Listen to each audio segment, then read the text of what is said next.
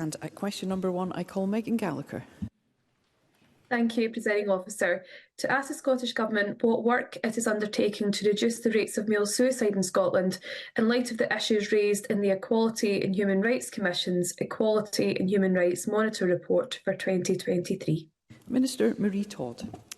The Scottish Government and COSLA's suicide prevention strategy, Creating Hope Together, takes a targeted approach to reaching and supporting people who are at higher risk of suicide, including men.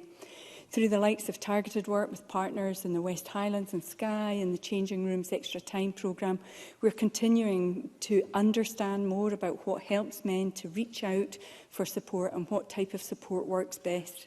Another key part of our strategy is building peer support groups right across Scotland as a way to prevent suicide, which we know works well for many men. Finally, our Gender Balanced Suicide Prevention Lived Experience panel allows us to continue to benefit from the insights of men affected by suicide, and that's invaluable in helping us to prevent male suicide. Megan Gallagher. I do welcome the Minister's answer there, because the suicide rate for boys and young men aged 5 to 24 is 2 times higher than that for young girls and women in the same age group.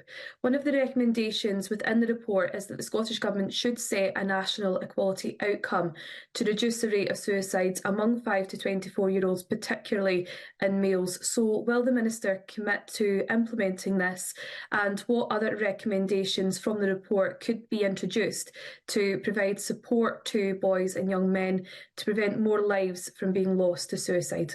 Minister. So I would agree with Megan that we need to be, with Ms Gallagher, that we need to be very careful about targeting our support for teenage boys and young men. But actually, when we look at suicide as a whole, it's a U-shaped curve, and the highest rate is in middle age, so we can't take our eye off every age group, and we need to make sure that we have strategies that meet the needs of every age group, and we're doing that very carefully. We're working with partners, as I mentioned. The programme in Skye and West Highland looks particularly at rural communities where we know there is a particularly high rate and people are susceptible. We also have work going on in LGBT communities. I'm confident that we are doing the right things. We need to do more, and every suicide is preventable, and every suicide has absolutely tragic consequences. So we will absolutely remain focused on tackling this issue.